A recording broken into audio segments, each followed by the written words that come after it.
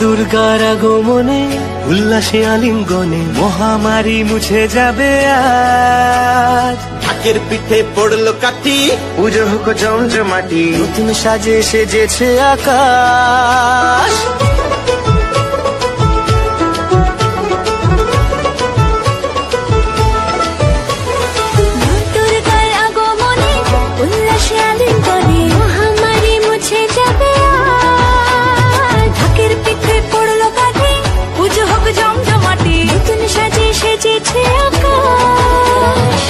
সাজানো বরণডালা, আকাশে মেঘের ভেলা, চলছে ধুনু জিনাজ।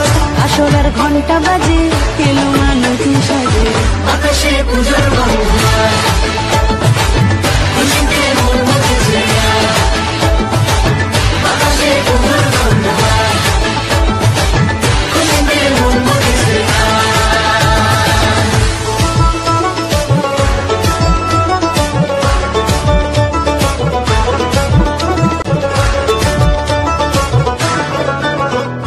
শিউলি ফুলের গন্ধে মাতে, খুশির শারদরাতে লাগলো দোলা কাশের বনে, হিমেল শরৎ টানে।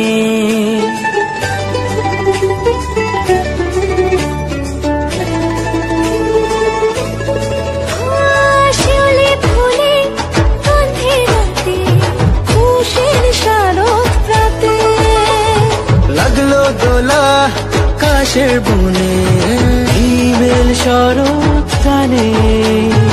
Hello everyone, welcome back to another video. তো বন্ধুরা, আজকে আমরা কিন্তু চলে এসেছি কলকাতা থেকে প্রায় 144 কিলোমিটারের দূরত্বে খড়গপুরে। তো খড়গপুরে আসার কারণ হচ্ছে পশ্চিমবঙ্গে কিন্তু শুধু কলকাতা নয়, কলকাতার পার্শ্ববর্তী যে জেলাগুলো আছে, যেমন তোমাদেরকে দেখিয়েছিলাম নদিয়া জেলার কল্যাণীর যে দুর্গা পুজোগুলো সেগুলো, তেমনই আজকে চলে এসেছি আমরা পশ্চিম মেদিনীপুরে। তো পশ্চিম মেদিনীপুরের খড়গপুরেও কিন্তু এখন প্রায় অনেক ভালো ভালো পুজো মণ্ডপগুলো ভাবে তাদের পুজোগুলো তুলে ধরার চেষ্টা করছেন। তো আমরা চলে এসেছি খড়গপুরের এই অভিযাত্রী সঙ্গের যে পুজো মণ্ডপ, সেই পুজো মণ্ডপে। তো এখানকার এবারের যে থিম সেটা কিন্তু হচ্ছে বৃন্দাবনের চন্দ্রোদয় মন্দির তুলে ধরছে দর্শকদের কাছে। তো বন্ধুরা, মণ্ডপের কাজ কিন্তু তোমরা দেখতে পাচ্ছ, এখনও কিন্তু মণ্ডপের কাজ প্রায় অনেকটাই হয়ে গেছে। তো ইতিমধ্যে কিন্তু এখন বাঁশের স্ট্রাকচার ছেড়ে কিন্তু এখন বাটামের কাজ হচ্ছে। তো চলো তোমাদেরকে ভেতরে নিয়ে যাই, ভেতরে নিয়ে গিয়ে দেখাবো তোমাদেরকে। এখানে বাটামগুলো সব স্ট্রাকচারের মাধ্যমে রাখা হয়েছে। এই কিন্তু মণ্ডপের ফ্রন্ট, তোমরা যেখান দিয়ে আর কি মণ্ডপ দর্শন করবে। তো এখানে সিঁড়ির মাধ্যমে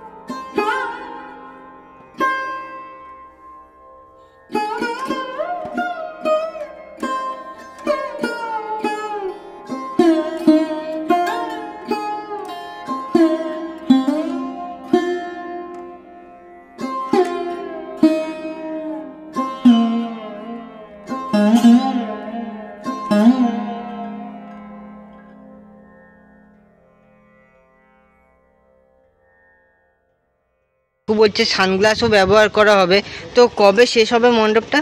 মণ্ডপটা শেষ হওয়ার কথা তো তৃতীয়ার দিন। উদ্বোধন কবে হবে? উদ্বোধন এই চতুর্থী বা পঞ্চমী হবে। আচ্ছা, অসংখ্য ধন্যবাদ কাকু তোমাকে।